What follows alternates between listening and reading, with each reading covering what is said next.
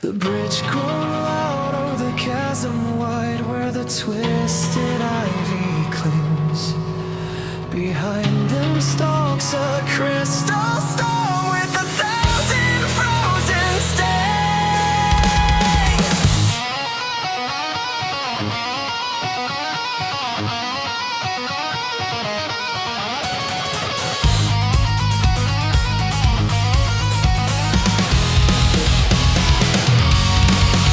From the haze they stepped to hollow ghosts emerging from the gray. Trixie and Vladaria, back from the edge of the fray. Aethelgard stops, his heart skips a beat, seeing his missing half.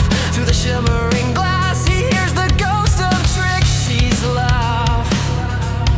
Best friends for life, they collide in a blur of desperate, breathless pair.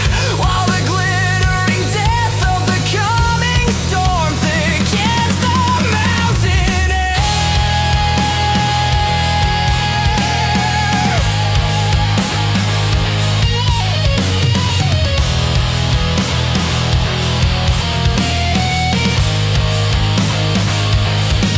Move, cries the night as the ropes begin to snap like bone. One by one they walk the line, high above the deep unknown. Delicate steps on rotting wood as the bridge begins to sway, racing the crystal clouds that turn the mountain sky to gray. The wind is a blade, the wood is a trap. They scramble for the shore, diving into the cavern mouth as the storm begins to roar.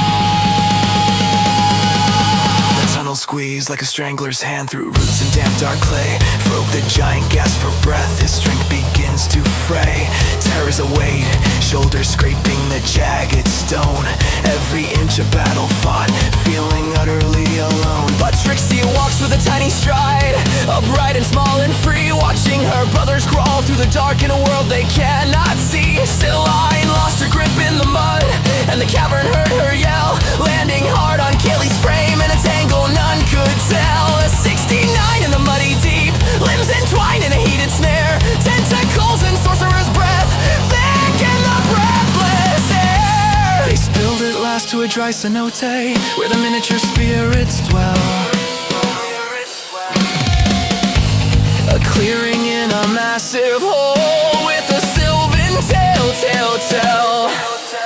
Trixie spoke their ancient tongue as they pointed to a grave. Take the sword of the fallen knight if your souls you wish to save. Frog reached out with a greedy hand, but the chieftain froze his blood. Hold person cried the tiny king as the bugbear hit the mud. Reached out with a greedy hand, but the chieftain froze his blood. Hold person cried the tiny king as the bugbear hit the mud. Only the chosen could awake the steel from Alexander's rest. Alara stepped to the tomb of stone, put her hunger to the test. She called the light to her sacred arm, and the blade began to scream. She tore it free with a jagged wrench, like a nightmare from a dream. The earth gave way, the vines awoke, a phantom rose to sight.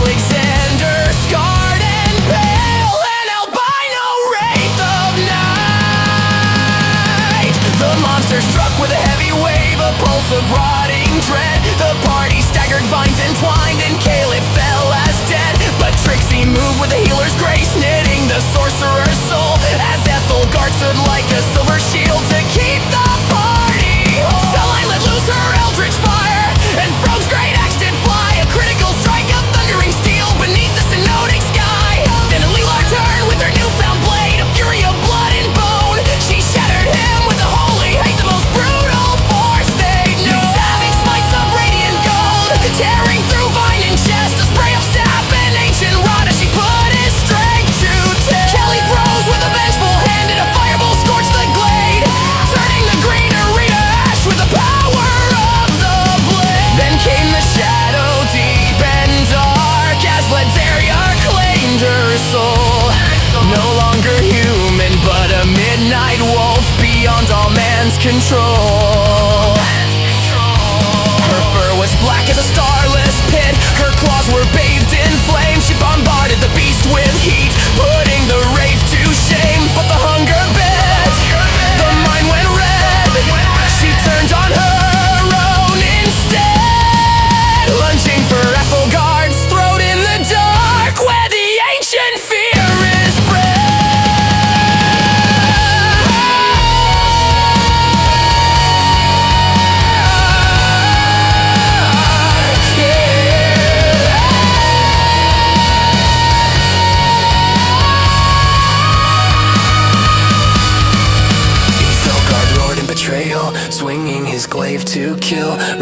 strike the beastly friend by a warrior's cold-blooded will. But the black wolf ducked the silver arc by a hair and a hunter's grace, and the blade sailed on to find the mark in that chaotic space.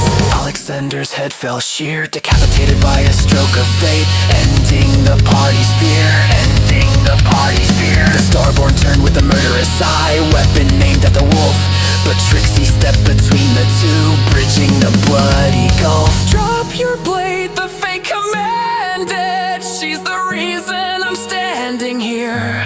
She bled for me, she fought for me, she faced my every fear. If you strike her down, you strike me too. This wolf is part of our soul. Ethelgard felt his anger fall. The BFFs made whole. He hit one knee in a knightly bow for the debt that he now knew, looking at Flatteria with respect as the moonlight filtered through. The people are safe, the sword is won, but the road is long and grim. They leave the clearing for the dark into the Underdim. One chapter ends in blood and light.